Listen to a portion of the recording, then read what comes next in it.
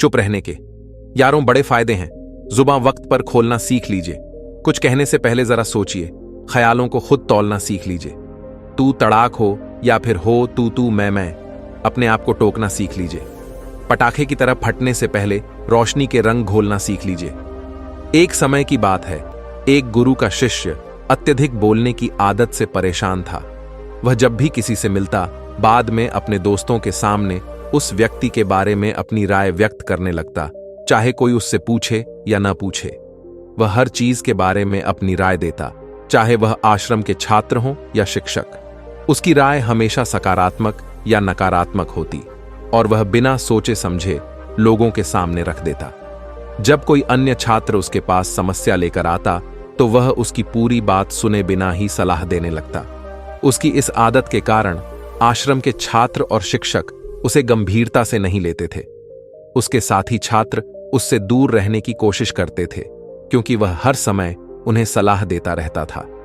कोई भी उसका दोस्त बनना नहीं चाहता था और अक्सर आश्रम में अन्य छात्र उसकी पीठ पीछे उसकी आदतों का मजाक उड़ाते थे। वह लड़का जानता था कि उसकी इस आदत के कारण लोग उसे पसंद नहीं करते और वह इसे बदलना चाहता था, लेकिन नहीं कर पाता था। एक दिन वह अपनी समस्या लेकर गुरु के पास गया। गुरु ने कहा, वही व्यक्ति जरूरत से अधिक बोलता है जो सोचता है कि वह सब कुछ जानता है। जो व्यक्ति मानता है कि उसे बहुत कुछ सीखना है, वह अधिक नहीं बोलता। पहले अपने अंदर से यह अभिमान दूर करो कि तुम सब कुछ जानते हो। शिष्य ने सिर झुकाया। गुरु ने कहा, आप कल सुबह स्नान करके मेरे कुटिया के पास आ जाना। शिष्य को गुरु की बात अजीब लगी और उन्होंने सोचा कि शायद कोई समस्या है। फिर भी वे अगले दिन सुबह स्नान करके गुरु की कुटिया पर पहुंचे। गुरु ने उन्हें ध्यान से देखा और फिर बोले, मेरे बेटे, आज मैं आपको यह सिखाना चाहता हूं कि आपको कहां चुप रहना चाहिए और कहां बोलना चाहिए। यह ज्ञान आपके जीवन को बदल देगा। एक दिन में यह आदत खत्म नहीं होगी, लेकिन मैं बता सकता हूं कि किन मौकों पर तुम्हें चुप रहना चाहिए। गुरु ने कहा, इन 5 अवसरों पर हर व्यक्ति को चुप रहना चाहिए। पहला, तथ्यहीन बातें न करें। बहुत से लोग कहीं भी जाकर किसी को भी कुछ न कुछ कहते रहते हैं, लेकिन उनकी इन्हीं बातों से कई बार विवाद हो जाते हैं।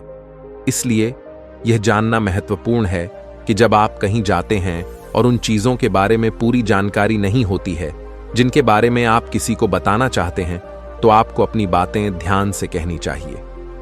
क्यों तथ्यहीन बातें न करें? विवाद की संभावना। बिना तथ्य के कुछ कहने से विवाद हो सकता है।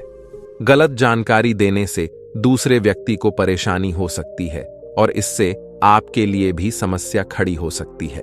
भरोसे की कमी। यदि आप गलत जानकारी देते हैं तो लोग आपके ऊपर विश्वास नहीं करेंगे। इससे आपके रिश्ते और आपके प्रति लोगों का विश्वास कमजोर हो सकता है।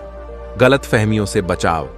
गलत जानकारी देने से गलत फहमियां पैदा हो सकती हैं, जो आगे चलकर बड़े विवाद का रूप ले सकती हैं। सही जानकारी ही दें ताकि स्पष्टता बनी रहे। शिष्य ने कहा, गुरुदेव, फिर इसे कैसे बचें? गुरुदेव ने कहा, पूरी जानकारी प्राप्त करें। किसी विषय पर बोलने से पहले उसकी पूरी जानकारी हासिल करें। यदि आपको किसी बात की जानकारी नहीं है तो बिना जानकारी के उस पर चर्चा न करें। सच्चाई पर आधारित बातें कहें। अपनी बातों को सच्चाई और तथ्यों पर आधारित रखें। इससे आपकी विश्वसनीयता बनी रहेगी और लोग आपकी बातों को गंभीरता से लेंगे। विचारशील रहें। बोलने से पहले सोचें कि आपकी बातों का क्या असर होगा। इससे आप अनावश्यक विवादों और समस्याओं से बच सकते हैं। इसलिए बिना तथ्यों के बोलने से बचना चाहिए। तथ्यहीन बातें न केवल आपके लिए बल्कि दूसरों के लिए भी समस्याएं पैदा कर सकती हैं। सही जानकारी के साथ ही अपनी बातें रखें ताकि विवादों से बचा जा सके और आपका भरोसा बना रहे। दूसरा, आपके किसी शब्दों से किसी दूसरे व्यक्ति को ठेस न पहुंचे।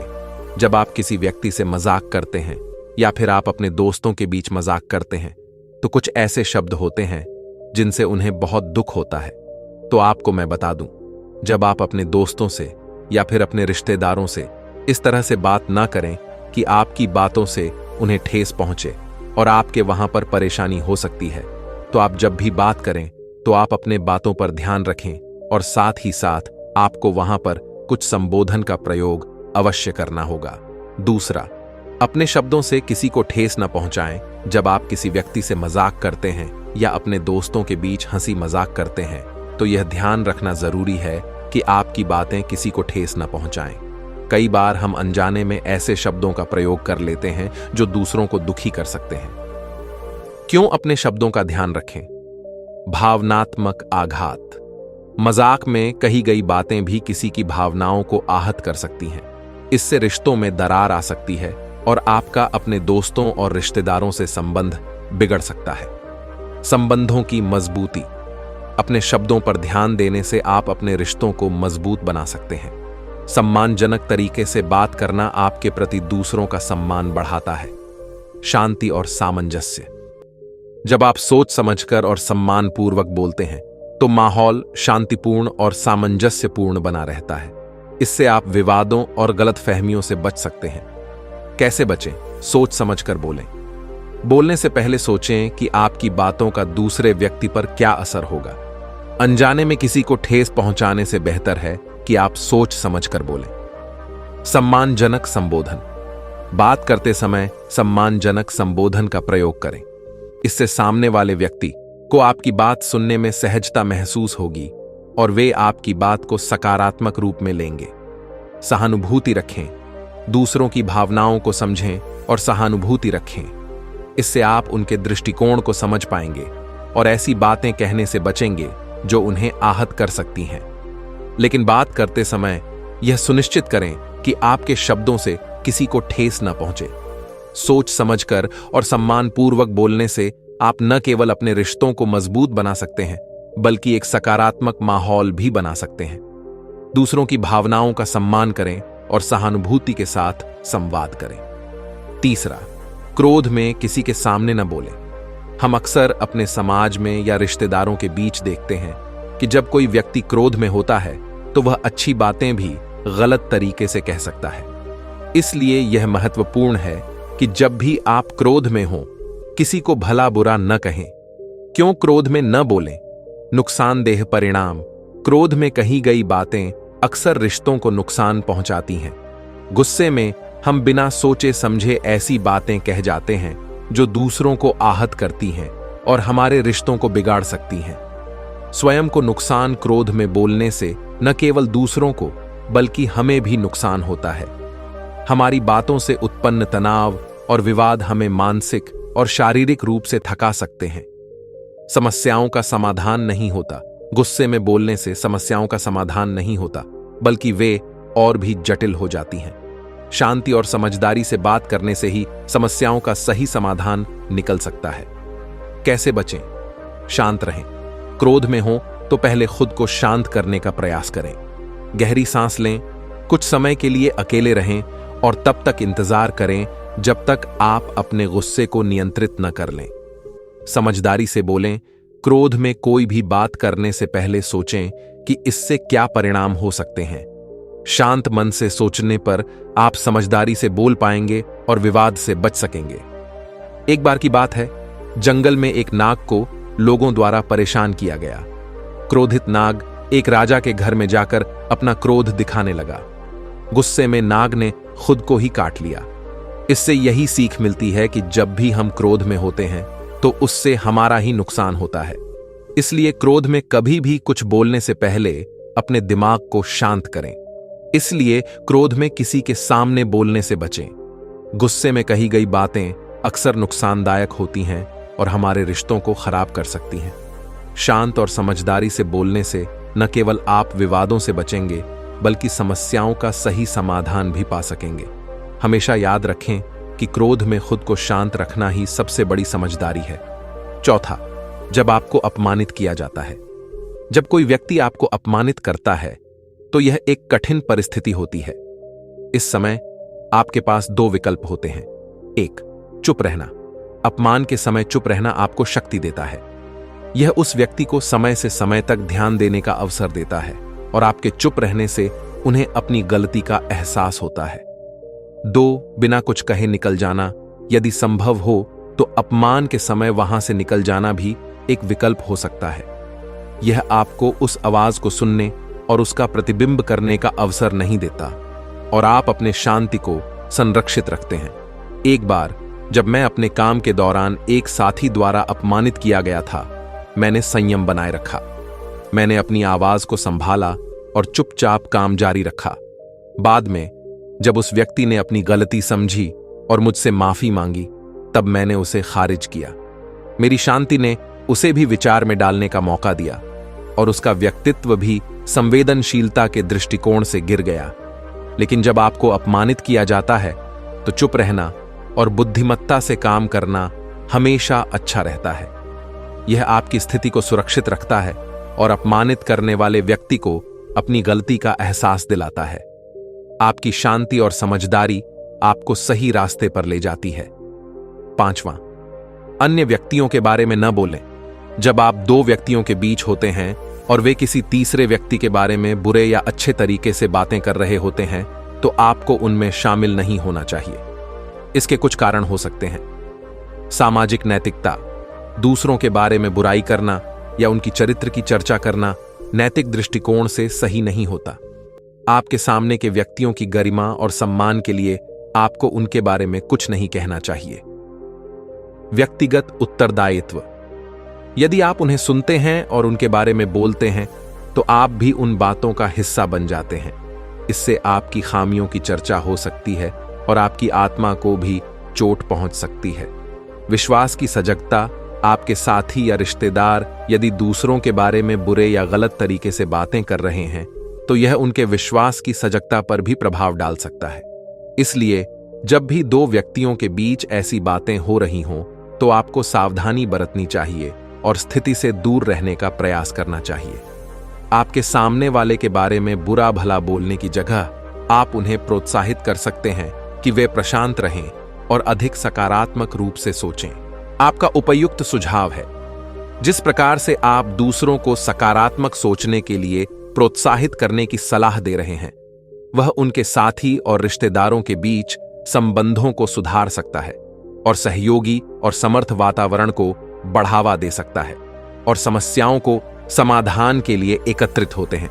ऐसे रिश्तों में भी अधिक समर्थ और सहायक वातावरण की वजह से लोग एक दूसरे के साथ बेहतर संबंध बना सकते हैं और साथ ही आपसी समझ और समर्थन को भी बढ़ा सकते हैं। आपका अनुभव और सोच क्या है? आपने किसी सामर्थ्यवादी और सहयोगी संबंध का अनुभव किया है, लेकिन आपको हर हाल में या हर समय चुप भी नहीं रहना चाहिए। अगर कोई गलत कर रहा है तो उसका जवाब आपको देना चाहिए, क्योंकि कुछ लोग ऐसे भी होते हैं जो हमारी खामोशी को हमारी कमजोरी समझते हैं। गुस्से में चुप रहने का यह तरीका केवल परिवार, करीबी रिश्तेदारों और कुछ करीबी दोस्तों के लिए ही सही है, हर इंसान के लिए नहीं।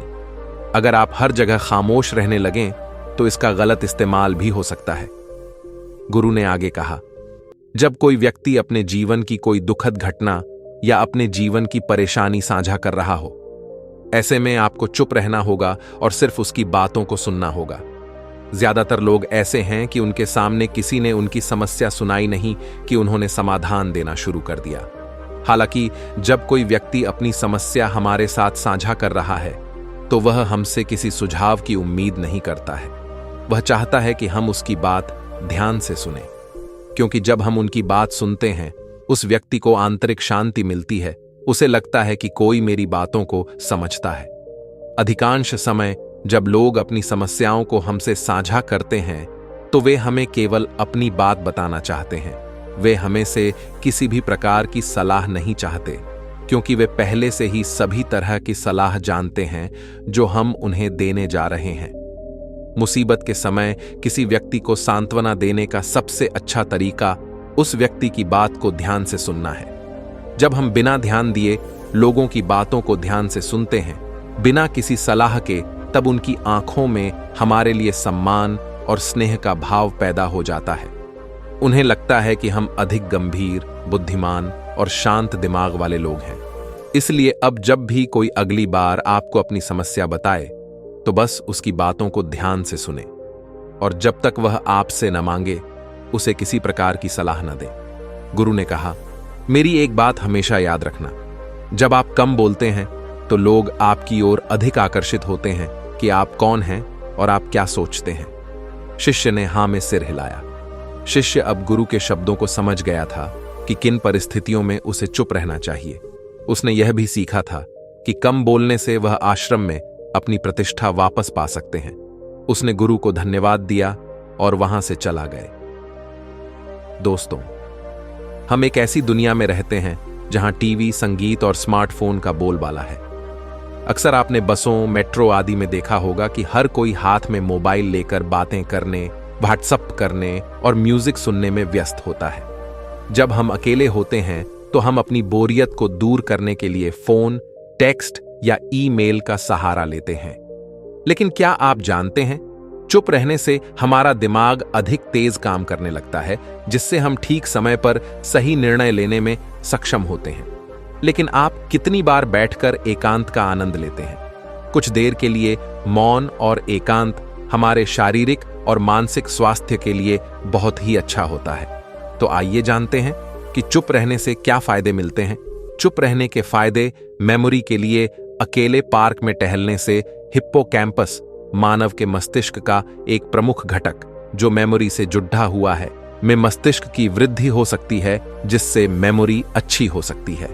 नेशनल एकेडमी ऑफ साइंसेस की कार्यवाही में प्रकाशित 2011 के एक अध्ययन में पाया गया कि जिन वयस्कों ने 1 साल के लिए सप्ताह में 3 बार 40 मिनट के लिए अकेले वॉक की, उनके हिप्पोकैम्पस में मस्तिष्क की वृद्धि हुई थी।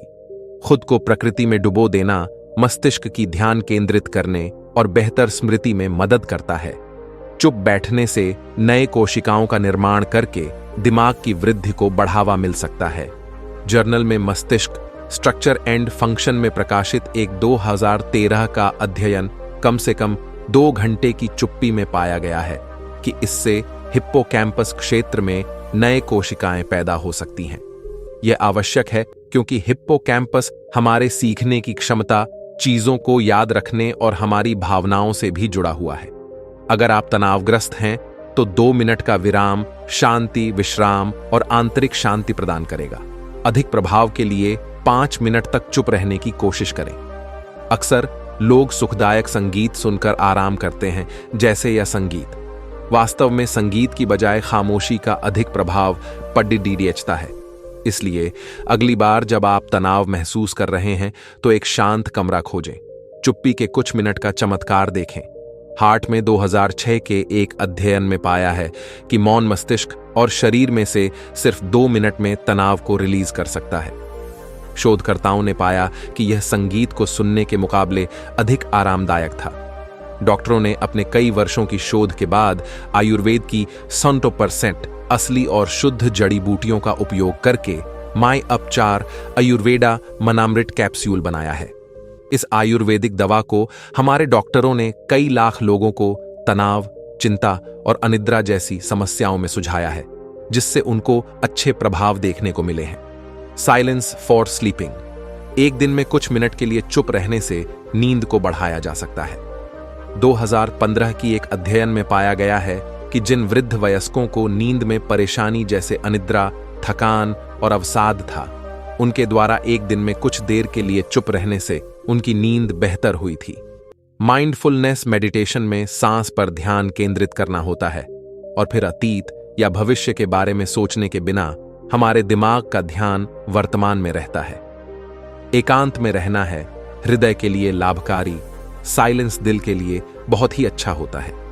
2 मिनट का विराम आपके रक्तचाप और हृदय की दर को कम कर सकता है, जो दोनों हृदय रोग के लिए जोखिम वाले कारक हैं। यहां तक कि आपके रक्त परिसंचरण में सुधार होगा। मायापचार के डॉक्टरों ने अपने कई वर्षों की शोध के बाद आयुर्वेद की 100% असली और शुद्ध जड़ी बूटियों का उपयोग करके मायापचार आयुर्वेदा हृदयास कैप्सूल बनाया है। इस आयुर्वेदिक दवा को हमारे डॉक्टरों ने कई लाख लोगों को हाई ब्लड प्रेशर और हाई कोलेस्ट्रॉल जैसी समस्याओं में सुझाया है, जिससे उनको अच्छे प्रभाव देखने को मिले हैं। इसी के साथ इस वीडियो को खत्म करते हैं। दोस्तों, उम्मीद करता हूं आपको इस कहानी से कुछ अच्छी सीखने को मिली होगी। यह कहानी आपको कैसी लगी हमें कमेंट बॉक्स में कमेंट करके जरूर बताएं और साथ में इस कहानी को अपने दोस्तों के साथ जरूर शेयर करें ताकि उन्हें भी इस कहानी से कुछ सीखने को मिल सके। और हमारे channel Durga pro relaxing story channel को लाइक, शेयर एंड सब्सक्राइब जरूर कर लें। फिर मिलते हैं नई जानकारी के साथ नई कहानी वीडियो में। तब तक के लिए आप सभी का दिल से धन्यवाद।